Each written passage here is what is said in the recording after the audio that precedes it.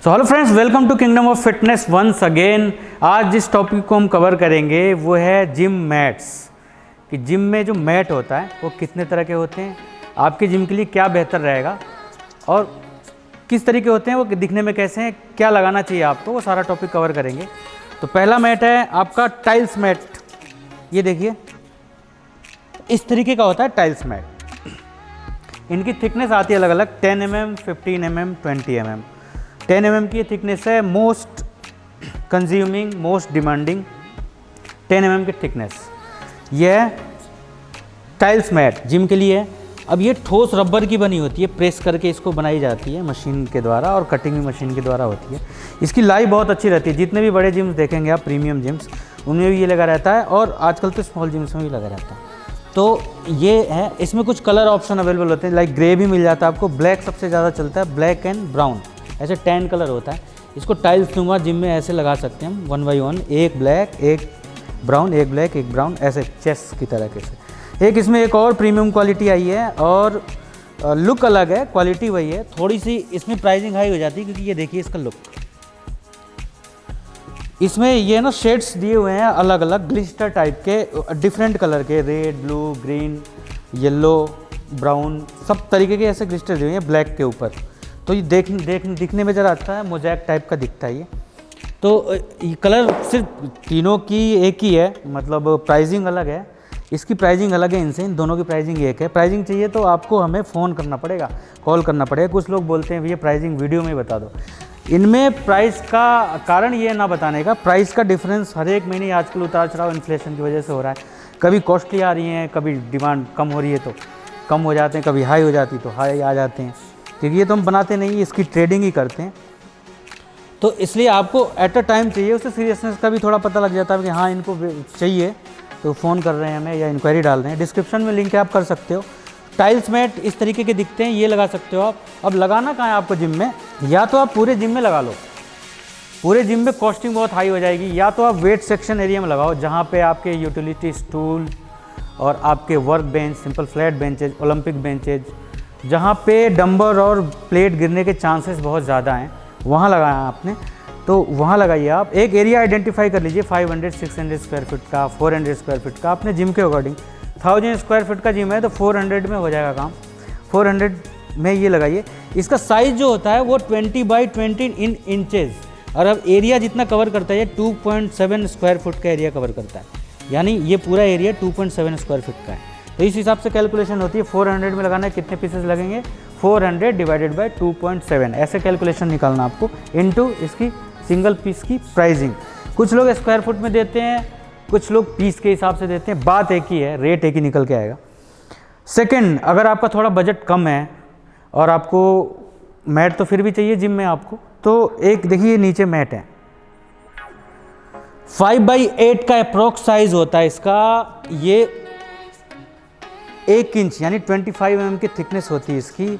ये भी बहुत अच्छा चलता है, लॉन्ग लास्टिंग चलता है। मतलब ये तो इतना रफ एंड टफ है कि आप इसको बारिश में फेंक दो, अपने आप धुल जाएगा, जल्दी कटता नहीं, दबता है ये धीरे धीरे, स्लोली, 2 साल, 4 साल, 3 साल में ऐसे दबेगा नीचे ये। इसकी मतलब थिकनेस कम होगी, लेकिन आप इसको खूब चलाओ, कोई प्रॉब्लम नहीं है।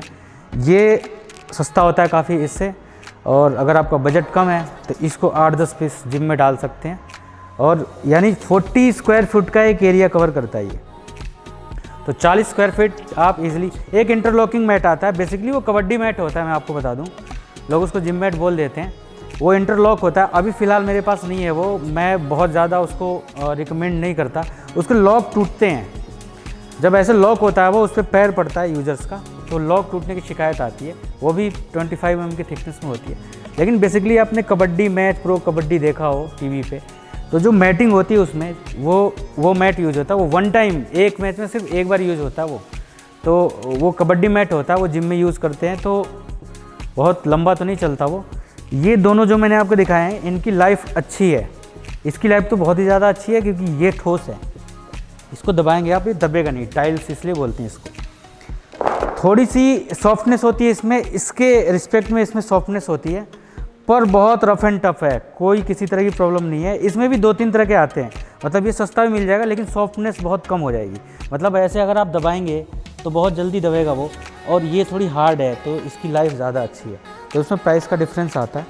मैं फिर एक बार बता रहा हूँ आपको, प्राइस चाहिए तो डिस्क्रिप्शन में लिंक है, आप उस पर जाके कॉल करके या व्हाट्सअप करके रेट्स ले सकते हैं। एक होती है ग्रास मैट, जहाँ बैटल रोप लगाते हैं या कार्डियो सेक्शन में, वॉल पे, जिम पे वॉल पे लुक के लिए। अब इसमें थिकनेस होती है, अगर आपको वॉल पे लगाना है तो आप मैक्सिमम 15 mm लगा लीजिए, ये 15 mm। इसकी मेजरमेंट ऐसे होती है, एक इसके ग्रास को आप स्ट्रेट कर दो और ऐसे मेजरमेंट होती है। अगर आप ऐसे मेजर करेंगे तो कोई थिकनेस ही नहीं है, 3 mm की आएगी, बट ऐसे ग्रास की ऐसे मेजरमेंट करनी पड़ती है, इसको खड़ा करके, ऐसे खड़ा करके और फिर मेजरमेंट होती है। इसमें अवेलेबिलिटी है, इसमें 15 mm, 20 mm, 25, 30, प्राइसिंग अलग अलग होती है। स्क्वायर फुट का रेट का प्राइस है।